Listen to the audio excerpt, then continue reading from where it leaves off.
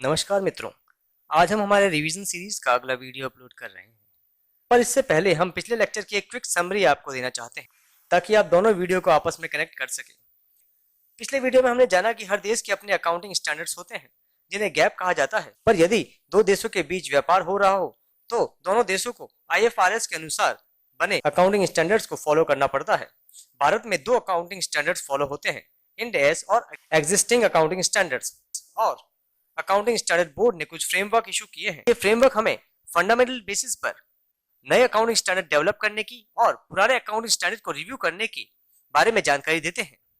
Framework में financial statement के components, objectives, assumptions, principle of measurements आदि के बारे में जानकारी दी जाती है। फाइनेंशियल स्टेटमेंट के एलिमेंट्स को कैसे रिकॉग्नाइज करना है, साथ ही कैपिटल और कैपिटल मेंटेनेंस के तरीके होते हैं।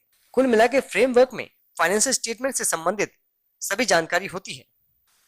फाइनेंशियल स्टेटमेंट तैयार करते समय हमें फ्रेमवर्क को फॉलो करना होता है जो ASB ने इशू किया है। फ्रेमवर्क का पर्पस है कि फाइनेंशियल स्टेटमेंट को प्रिपेयर करना और प्रेजेंट करना एज पर अकाउंटिंग स्टैंडर्ड्स, यानी फ्रेमवर्क में वे सभी आवश्यक जानकारी होती है जो फाइनेंशियल स्टेटमेंट को प्रिपेयर करने और प्रेजेंट करने में मदद करती है एज पर अकाउंटिंग स्टैंडर्ड्स। अब हम कंपोनेंट ऑफ फाइनेंशियल स्टेटमेंट के बारे में जान लेते हैं। वो है balance sheet, statement of profit and loss, cash flow statement, notes to account with explanatory materials that form integral part of the financial statement. अब बैलेंस शीट में वैल्यू ऑफ इकोनॉमिक रिसोर्सेज और लिक्विडिटी, इंसॉल्वेंसी की details होती है। Profit and loss account statement में result of operation for the accounting period होता है। Cash flow statement में way of generation and use of cash के बारे में जानकारी होती है। इसमें इन्वेस्टिंग, फाइनेंसिंग, ऑपरेटिंग एक्टिविटी की डिटेल्स होती है। नोट्स टू अकाउंट में डिस्क्लोजर्स होता है, यानी कि इसमें सभी प्रकार की सप्लीमेंट्री इंफॉर्मेशन होती है जो फाइनेंशियल आइटम्स के बारे में होती है। और फाइनेंशियल स्टेटमेंट के ऑब्जेक्टिव के बारे में जान लेते हैं। यह हमें किसी एंटरप्राइजेस की फाइनेंशियल पोजीशन, परफॉर्मेंस और कैश फ्लो की जानकारी देता है। साथ ही ये फाइनेंशियल स्टेटमेंट के यूजर्स को उनके इकोनॉमिक डिसीजन लेने में भी मदद करता है। अब हम यूजर्स के बारे में जान लेते हैं। कौन कौन यूजर्स होते हैं। यूजर्स हो सकते हैं investors, employers, lenders, supplier, creditors, customers, government, public. ये सब हमारे फाइनेंशियल स्टेटमेंट के यूजर होते हैं। फ्रेमवर्क हमें फाइनेंशियल स्टेटमेंट्स को प्रिपेयर करने की जानकारी देता है कि हमें अकाउंटिंग स्टैंडर्ड्स को फॉलो करते हुए किस तरह फाइनेंशियल स्टेटमेंट प्रिपेयर करने हैं। वो फाइनेंशियल स्टेटमेंट्स यूजर के लिए फायदेमंद होते हैं। फाइनेंशियल स्टेटमेंट्स एज पर फ्रेमवर्क प्रिपेयर करने से यूजर को उनके इकोनॉमिक डिसीजन लेने में मदद मिलती है। अब फंडामेंटल अकाउंटिंग असम्पशंस के बारे में तो जानते ही हैं।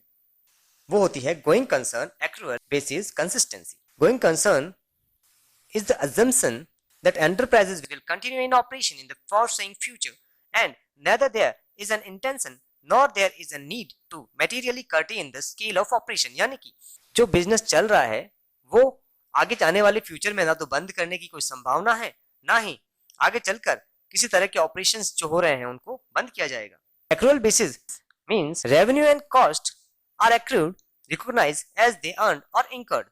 यानी कि जब जो घटना घटती है उसे उसी समय रिकॉर्ड कर लिया जाए, कैश रिसीव्ड बेसिस या कैश पेड बेसिस के आधार पे नहीं, घटना घटने के आधार पर ही उसे एंटर कर लिया जाए।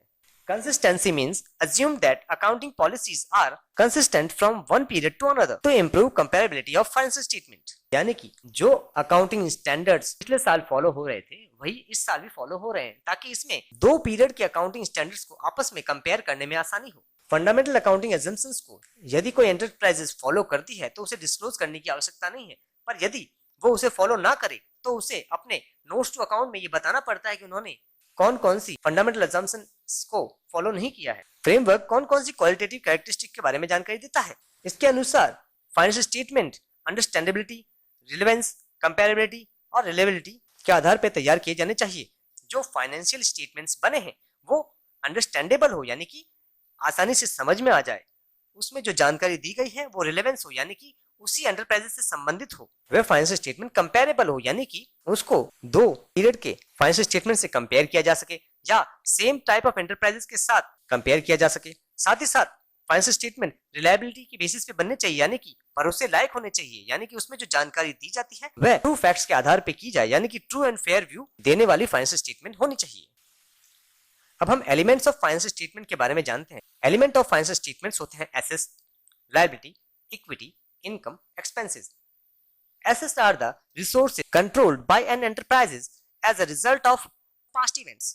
इसमें assets are those items from which future economic benefit are expected and cost or value that can be measured reliably. Assets financial statement के वो एलिमेंट्स होते हैं जिनसे फ्यूचर में इकोनॉमिक बेनिफिट आने की संभावना हो, साथ ही साथ उनकी हम कॉस्ट और वैल्यू को आसानी से मेजर कर सकें. Liability are the present obligation arises from past events. Equity are residual interest in the assets of an enterprise after deducting all its liabilities. सभी लायबिलिटीज को पे करने के बाद जो बैलेंस बचता है वह इक्विटी कहलाता है. Income are the increase in economic benefits during accounting period. Income तभी जनरेट होती है जब इनफ्लो हो, enhancement of assets हो, decrease of liability हो. Expense में decrease in economic benefits during accounting period. Expenses तभी जनरेट होते हैं जब outflow हो या फिर depletion of assets हो, increase of liability हो. यही है हमारे अकाउंटिंग का chapter 2, framework for presentation and preparation of financial statement. इसमें हमने जाना कि किस प्रकार एएसबी ने फ्रेमवर्क इशू किया जो कि हमें फाइनेंशियल स्टेटमेंट के सारे components, objective, assumptions, quantitative characteristic, principle of measurement, elements के बारे में जानकारी देता है. इस चैप्टर में हमने जाना कि फ्रेमवर्क का पर्पस क्या होते हैं, उसके कंपोनेंट्स कौन कौन से होते हैं, उसके ऑब्जेक्टिव्स क्या हैं, फंडामेंटल अजम्पशंस क्या है, क्वालिटेटिव कैरेक्टरिस्टिक्स क्या होती है, एलिमेंट्स ऑफ फाइनेंशियल स्टेटमेंट्स क्या होते हैं. इसी के साथ हमारे अकाउंटिंग का लेक्चर 2 समाप्त होता है और हम आशा करते हैं कि ये आपको समझ में आया होगा. Okay friends, we will meet in our next lecture. Thanks.